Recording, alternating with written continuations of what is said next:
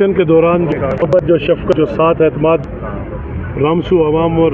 بالخصوص رامسو عوام اور خاص طور پہ حلقہ انتخاب بانہال جس میں گول سنگلدان شامل ہیں،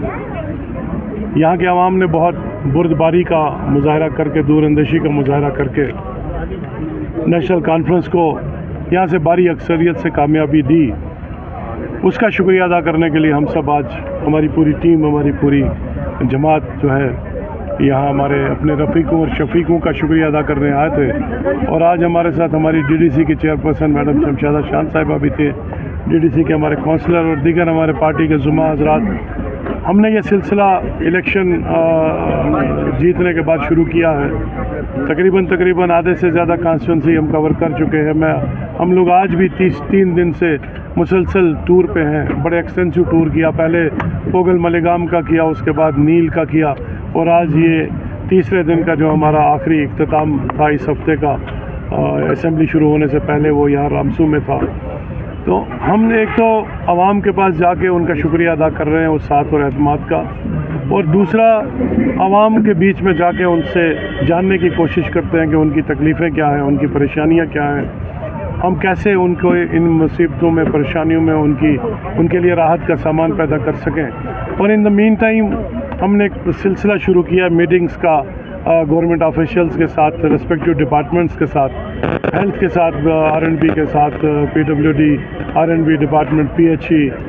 flood control, rural development department, education اور دیگر جتنے بھی محکمے ہیں ان کے ساتھ میٹنگوں کا ایک سلسلہ ہے کہ کیسے ایک تو اس وقت کا جو پریزنٹ ایگزسٹنگ جو ہمارے پاس جو سٹیٹس ہے ایک تو وہ جانا جائے، اور کیسے اس میں امپرومنٹ لائی جائے، اس کے لیے ان کے ساتھ گفت و شنید کر رہے ہیں تاکہ ایک خاکہ تیار کیا جائے، ایک کمپریہنسو پلان بنایا جائے اس پوری کانسٹیچوئنسی کی، اس پورے ضلع کی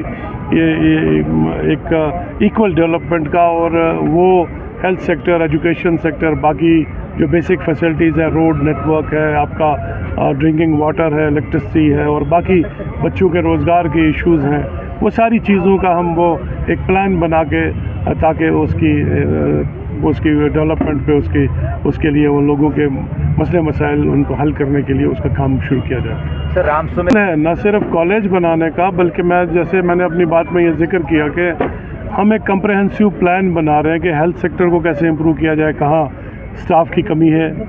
کہاں ہمارے مال فنکشننگ ہے، کہاں پہ ہمارے اپ گریڈیشن کی ضرورت ہے، کہاں پہ ہمارے لیٹسٹ ایکوپمنٹ درکار ہیں، اسی طرح ایجوکیشن ڈپارٹمنٹ میں کہاں کالج کی ضرورت ہے، کہاں ہائر سیکنڈریز کی ضرورت ہے، کہاں پہ ہم کو انفراسٹرکچر کریٹ کرنے کی ضرورت ہے، کہاں بلڈنگز کی ضرورت ہے، کہاں سٹاف کی ضرورت ہے، اسی طرح باقی ساری جو ہمارے ڈپارٹمنٹس ہیں ان میں ہم تھوڑا اسٹڈی کر رہے ہیں کہ کس طرح سے کہاں کس امپرومنٹ کی ضرورت ہے۔ نہ صرف کالج کی ضرورت ہے، بلکہ میں آپ کو یہ بتاؤں کہ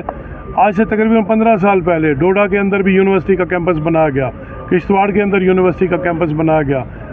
بدرواہ کے اندر یونیورسٹی کا کیمپس بہت پہلے سے چل رہا ہے، لیکن بڑی انفارچونیٹ بات ہے کہ ہمارے ضلع رامبن کے اندر یونیورسٹی کا کوئی کیمپس نہیں ہے۔ ڈوڈا کے اندر میڈیکل کالج ہے، سانبا کے اندر میڈیکل کالج دیا گیا، اننت ناگ کے اندر میڈیکل کالج دیا گیا، آپ کا اونتی پورہ میں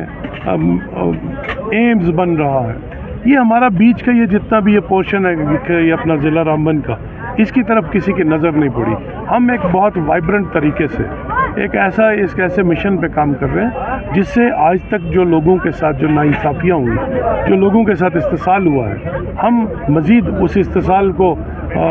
آگے نہ بڑھاتے ہوئے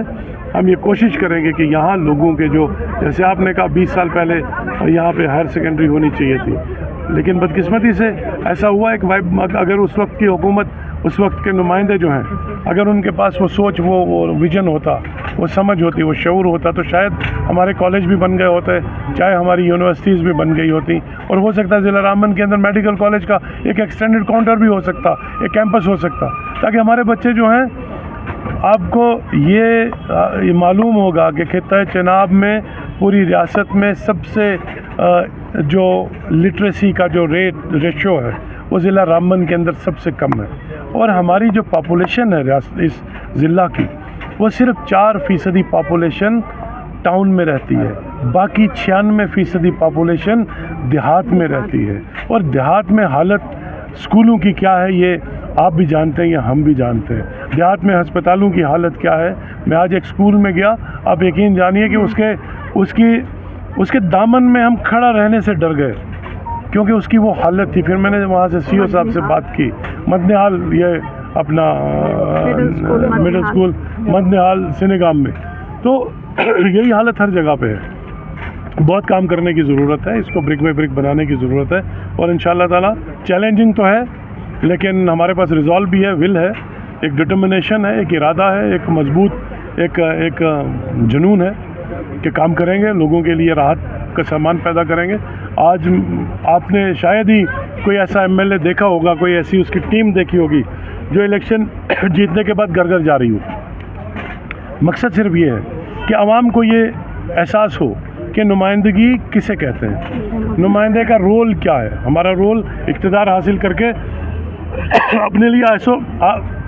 عیش و آرام اور آسائش کا کام کرنا نہیں ہے, اس کا سامان پیدا کرنا نہیں ہے, بلکہ ہمارا رول جو ہے وہ لوگوں کے لیے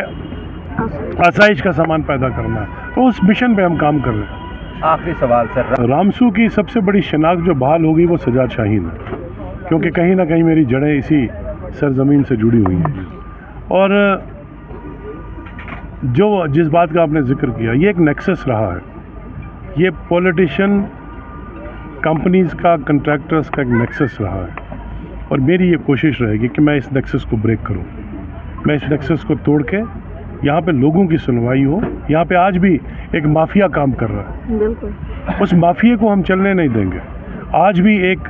پرٹیکولر ایک جماعت کے لوگ یہاں پہ لوگوں کے ساتھ استحصال کرتے ہیں, ہم وہ ہونے نہیں دیں گے. میں نے ڈی صاحب سے بات کی ہے, ہم بہت جلدی کمپنیز کے ساتھ میٹنگ کرنے